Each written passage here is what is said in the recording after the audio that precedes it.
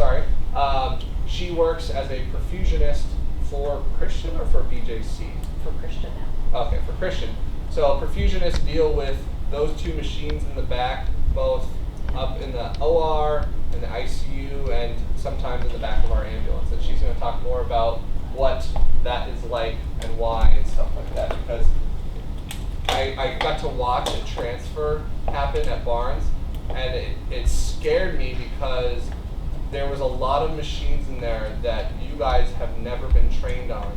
And I think it was Jeremy had to like bear hug this, I don't even know how much does the balloon pump weigh? A lot. Had to bear hug and carry it out and then set it down, and I was like, oh my God, if we get like 2 Renees on the back of it, like. Did he have the Christmas tree along with that? Well, we'll talk about that. But yes, so there's a lot that's being done in the back of our ambulance that we've never been trained on, and we're bringing those people who do it on a daily basis and are like, it's like riding a bike for them. We want to get you guys somewhat comfortable, so that way when she says, I need you to do X, Y, or Z, you're like, oh, I've heard that before. And so away we go. So good morning. Like I said, I'm Alexia. I've been a perfusionist for a little over 20 years. So I've done a lot of these types of things. I've been with BJC a little over 10 years. I was at MOBAP for 8. I know you guys go out to MOBAP and do a lot of transfers as well. And I've been here at Christian for 2. So do you guys even know what a perfusionist does? Besides, you're going to run into us in the intensive care and go, oh, great, you're bossing us around.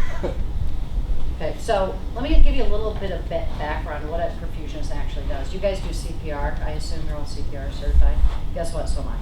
But the last person who should be doing CPR is me.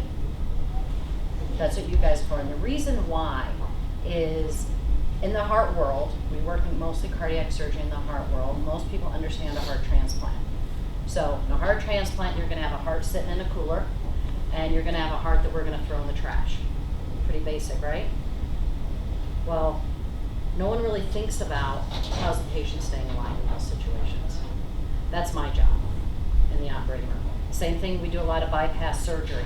So if you're sewing or you're fishing, you got a thread and you're going to, put some suture through. Same thing with bypass surgery. You got a heart that's beating, that's going like this. Well, now you have a surgeon who needs to sew some veins or replace a valve on a heart that's beating. Surgeon's going to not do a very good job. How do you accomplish that? We stop your heart and lungs. Lungs go to the back of your chest. Your heart goes still. It sits in diastole. And now the surgeon gets to operate on a still heart. You all know if your heart and lungs aren't working, you're not doing very well. Again, that's my job. Where does ECMO and ECLS come in? So ECMO stands for extracorporeal membrane oxygenation and extracorporeal lung support. This is outside of the operating room where we'll run into you guys. Just like you do CPR, this is very high-tech, very complicated CPR. So we were talking about, now we show up, we necessarily kind of don't need a ventilator. We don't need chest compressions. And now we got to get them downtown. So we're going to talk a little bit about that. So when you see us, if you see a perfusionist, your patients are very, very, very sick. There's reasons why when we call the chief and I say, hey, we need the big ambulance, and send me big people.